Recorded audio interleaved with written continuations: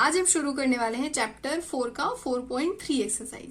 तो question number first, इसमें हमें ये डायग्राम गिवन है और इसमें बताना है हमें एंगल्स के नेम। तो हमने बताया था, हमने पढ़ा था टॉपिक्स में कि व्हाट इज एंगल। एंगल वो होता है जो दो रेज के मिलने से बनता है। तो हमें पहले इसमें एंगल बताने हैं। तो कितने एंगल्स बन रहे लिख दो। देयर आर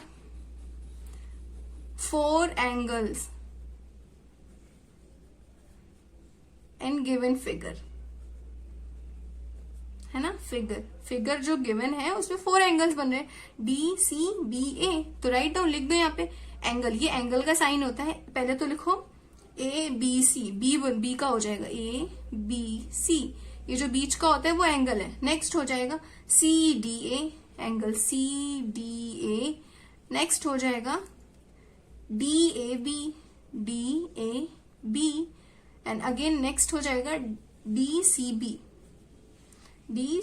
इस तरीके से हमने चारों एंगल्स के नेम लिख लिए। ठीक है, अब करते हैं हम क्वेश्चन नंबर 2। तो क्वेश्चन नंबर 2 में ये फिगर इन्होंने दिया है। इस फिगर के अकॉर्डिंग हमें क्वेश्चन सॉल्व करने। तो फर्स्ट क्वेश्चन है कि in the interior of DOE, DOE के इंटीरियर में क्या है ये बताना है। तो क्वेश्चन नंबर ए का आंसर हो जाएगा ए। इसके इंटीरियर में ही तो यही है। क्वेश्चन नंबर ए में लिखो पॉइंट इंटीरियर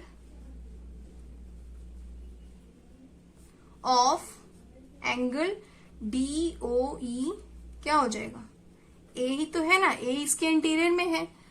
ठीक है, नाउ क्वेश्चन नंबर 2 में क्या हो जाएगा।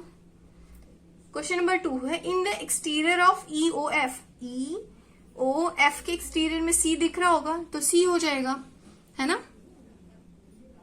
तो क्वेश्चन नंबर 2 का जो है हो जाएगा, लिखो यहाँ पे point exterior of angle EOF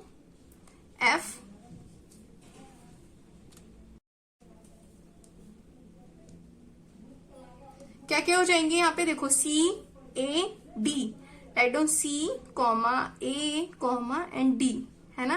तो इसके एक्सटीरियर में ये हो जाएंगे, राइट।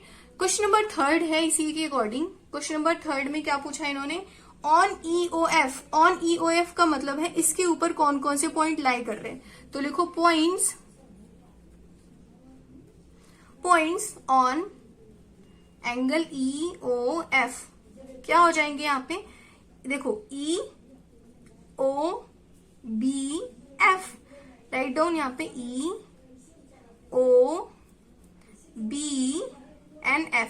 ठीक है, तो ये जो पॉइंट्स हैं इन पे लाई कर रहे हैं। आई होप क्वेश्चन नंबर 2 भी बहुत ही अच्छे से क्लियर हुआ होगा। इसी तरीके से क्वेश्चन नंबर 3 सॉल्व करते हैं हम। सो क्वेश्चन नंबर 3 में क्या करना है, हमें ड्रॉ करना है rough diagram of 2 angles such that they have 1 point in common. तो पहला डायग्राम ये हो जाएगा, 1 पॉइंट इन कॉमन हमें 2 एंगल्स के फॉर्म में बनाना है। तो ये डायग्राम इस तरीके से बना सकते हैं। तो एक पॉइंट कॉमन है इन सब में, ये एंगल हो गया, ये एंगल हो गया, तो इस तरीके से ये डायग्राम बन जाएगा। एक ही पॉइंट कॉमन होना चाहिए। क्वेश्चन नंबर बी में करना है 2 पॉइंट्स इन कॉमन, 2 पॉइंट्स जो है वो कॉमन होने चाहिए। तो हमने ये एंगल बनाया, इसमें ये हो गया, ये हो गया। अब इसमें हमने कई सारी लाइन इसलिए ड्रॉ करें ताकि आप देख सकें कि एक ही पॉइंट कॉमन है इन सब चीजों में। ठीक है, क्वेश्चन नंबर बी में हमने दिया है 2 पॉइंट्स इन कॉमन, तो ये और ये कॉमन है, एक ही में तो 2 पॉइंट्स कॉमन हो गया।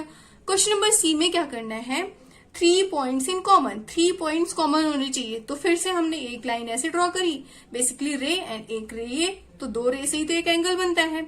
2 रे से एक एंगल बनाया, ये 2 रे से एक एंगल बनाया, सिंपल। यहाँ पे 3 पॉइंट्स इन कॉमन DCF। ठीक है, इस तरीके से आप बना सकते हैं। क्वेश्चन नंबर डी में क्या करना है, 4 पॉइंट्स इन कॉमन होने चाहिए। सिंपल सा 4 पॉइंट्स इन कॉमन, ये एक एंगल सी ऐसे बनाया, एक ये बनाया हमने, ये देखो ODCA, ये सारे पॉइंट्स कॉमन हो गए। नाउ इसी तरीके से क्वेश्चन नंबर ई में क्या करना है, 1 रे इन कॉमन, तो एक रे हमने ये कॉमन बना दिया। आई होप आपको ABCDE बहुत ही इजी तरीके से समझ में आया होगा। अगर कोई प्रॉब्लम होगी इस चैप्टर में तो मुझसे जरूर पूछना, मैं उसका रिप्लाई और सॉल्यूशन जरूर प्रोवाइड करूंगी। तो इस तरीके से आप डायग्राम बना के समझ सकते हैं, बहुत ही इजी, बस पॉइंट कॉमन होने चाहिए, वो फोकस करना है। तो मिलते हैं हम नेक्स्ट चैप्टर में, जहां पे मैं चैप्टर 5 सॉल्व कराऊंगी।